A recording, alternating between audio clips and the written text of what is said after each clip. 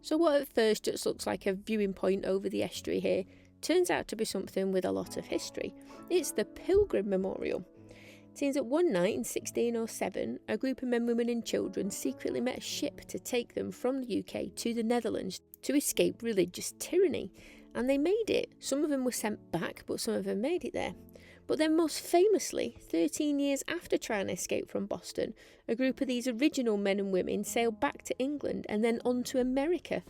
And these pilgrims set sail on the Mayflower. I mean, everyone's heard of the Mayflower. In 1620 for a completely new life in Plymouth, Massachusetts. How is that then? And it all started here.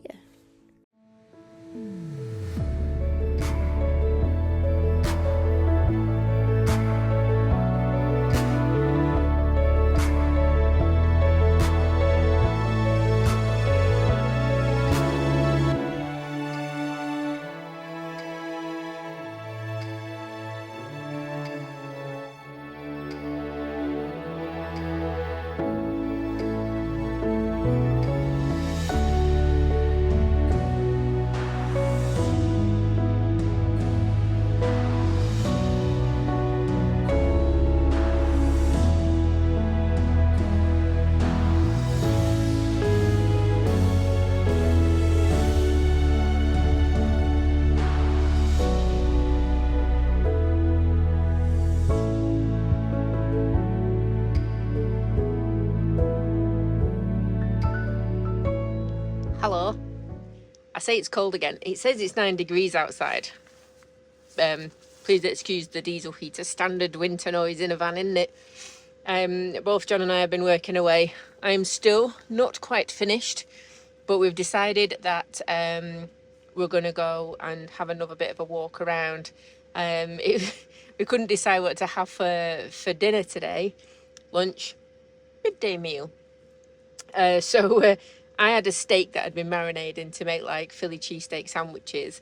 I was going to make a couple of them, and John was making southern fried chicken wraps. So I made Philly cheesesteak wraps, and John had southern fried chicken wraps, and we had one each, which worked out really well. I like it when we do bits of stuff like that. So yeah, that was lovely. But we are going to go just get some fresh air today, because otherwise it's just going to be so simple to stay in the vans. So feeling a little chilly, so I am all wrapped up, and we're going to go down. We went that way the other day and saw the Pilgrim Memorial, going that way today, and we've just picked our park up for tomorrow. We're going to move to, because John's got an optician's appointment, so we're slowly winding our way up to go do that. So yeah, all the excitement, obviously the kind of life we have, stunning, exciting. Right, we're off down the bumpiest access road I think I've ever been down. We were having a bit of a laugh when we came down the other day, saying that it's worse than a lot of the roads we've been down. And I know sometimes in winter the access road to Willowfields gets a bit bumpy, but yeah, this was something else. Here was lovely, really, really nice, just outside of Boston in Lincolnshire. Getting adventure stripes as we go. Yeah, just outside of Boston. It was lovely, very peaceful little park up, and there's some good walks. You can go either way from the car park. Only thing is, it's a little bit boring once you're walking along, because it is an estuary with industrial bits around it, and if it wasn't for the wildlife and things we'd seen, it would all be a little bit samey, because you walk past like a water treatment plant and things. So there's stuff there, but maybe, you know, if that's your thing, then it's great. But it was perfect for what we needed it for. Nice and quiet, and something to do, and fresh air, and that Pilgrims monument was lovely. So oh, I tell you, oh sorry, these roads. I've got my front camera running, so I can show you. Anyway, off, hopefully a lovely drive. I'm at 20 minutes. Right, more good news. I think I've done my penultimate tax return for the year. The other one is only a possibility, so I've got to see that one. That's where we're parked. And we're on a lovely riverside, and we're going to go that way. Hello. Hello. 'Cause there's a pub. Ha! Shocking, I know. So yeah, so this is lovely. There are people fishing. There are also signs saying no fishing, aren't there? No, on this side, so I just wonder if it's just that side. Yeah. Shall I swim over? Get my supboard, put all my fishing stuff on the supboard. So anyway, so we had a little visit before from a subscriber who saw us parked up, and he came and knocked on for John. Asked him if he was playing out. He didn't really. He knocked on and had a chat with John, and said that the pub down here is really good. I've got to ask you one thing though. You've got to ask me one thing. Because you kind of said that there was some accountant's weird thing that everyone does. What's that? Which the accountant files theirs last. Yes. Have you filed yours? I found mine ages ago. Ah. I haven't got the balls to file it last. Yeah, one of the groups on Facebook that I'm in for all accountants and stuff. It's the nerdiest group you've ever seen, and it's and people are saying that they file their return last to see how close to the bone they can get the receipt. So they'll get the receipt coming through at like the 31st of January 23:59. Because of course if they have to pay £100 fine for it being late because they're messing around, then that's up to them. But you don't do it with other people. So yeah, I'm not brave enough. What I've just realised is that's how nerds find fun. And I'm an adventurous Mandy, don't you know? There we go. So there we go. So yeah, this is what I've got to contend with, you see. This is it. So anyway, so the pub is called the Bramley at is it Frampton? Yep. Fareham. Fakenham. It's on the sign. The Bromley at Fiskerton. I'm going to go here and see what the food is like, but it's a good park up so far.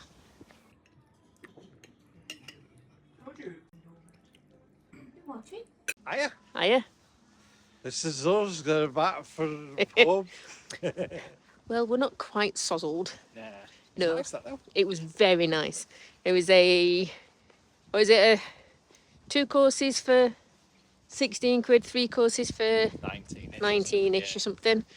A nice little lunchtime menu, but the chips. Chips were epic. The Can chips. we do a chip score? Score. Sorry, Joe.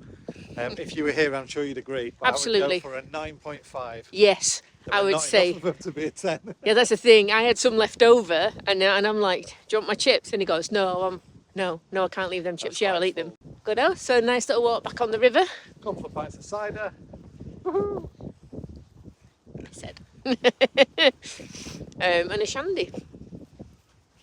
Yeah, a couple of pints of cider is better than a shandy. You reckon? Yeah. Yeah, of course it is. Okay. Ass balls. Ass and balls. You've been drinking ass and balls again. I'm pretty sure that they don't call it that. Ass see, pronounce the P properly then. Okay, ass balls. Ass balls, not ass balls. Honestly. Yeah, but if you live in Essex, it's ass balls. Ass balls. And that's a whole other night out in Essex, isn't it? Anyway, on that note, we're walking back to the vans.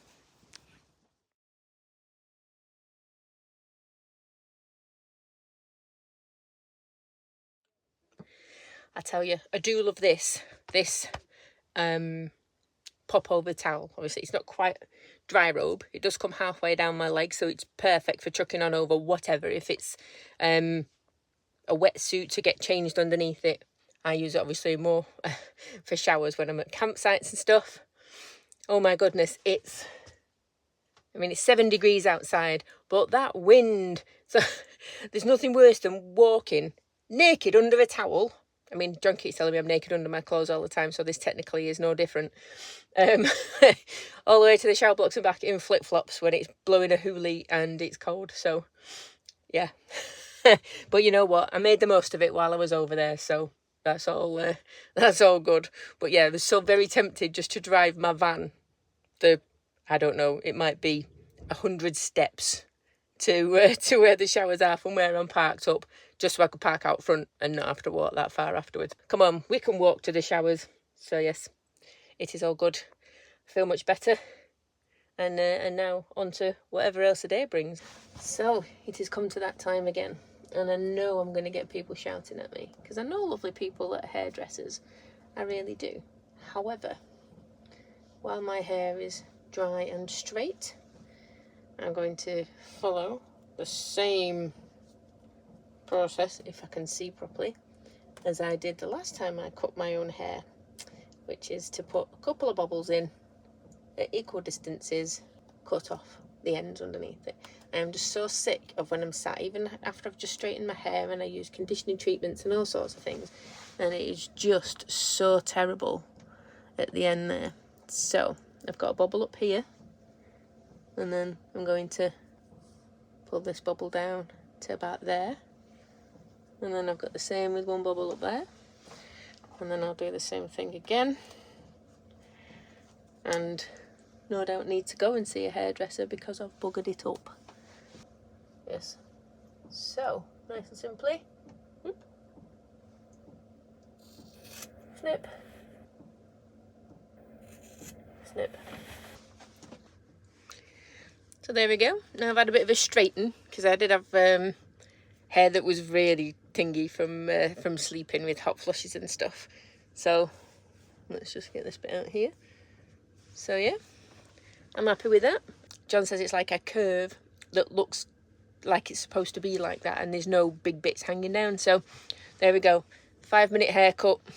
Job done. Hello. So we've got a day where we're doing something. Hello. Hiya.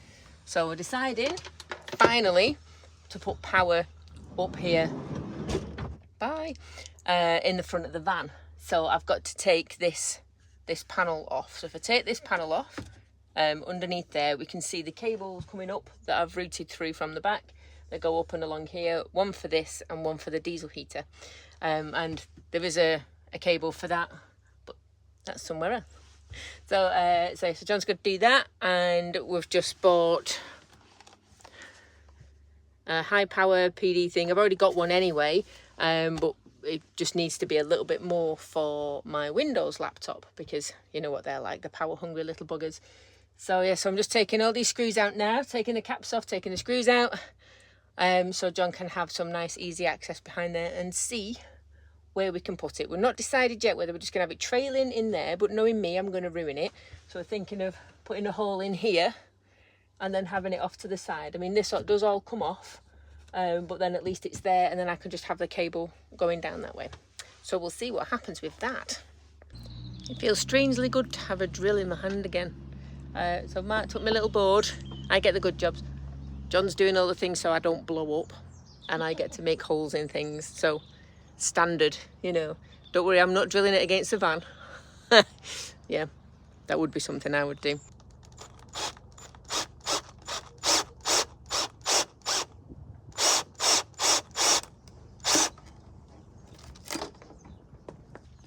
Yep, nice to do it and not go through the carpet. Right, so I made a hole there.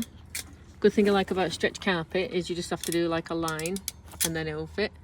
There's my 12-volt socket. Let's make sure it's the right way up. And pushy push. Oh, that's snug. Snug, mate. As in, hear that? Like a pro did it, I tell you. Do you know when something starts out as something simple? John's just like, we could do something a little bit different, which is hopefully is going to work out really well. But it also means routing another cable up there, along there, through that cupboard, down through them cupboards, and into this bottom here where there is another cable.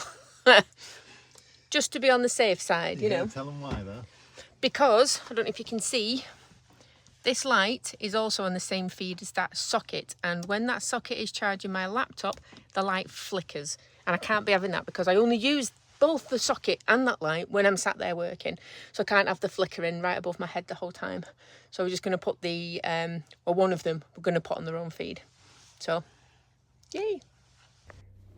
So I'll leave this video with another clip of the stunning starling murmuration we had the pleasure of watching the other night. It really was amazing. There were so many birds, just blew us away.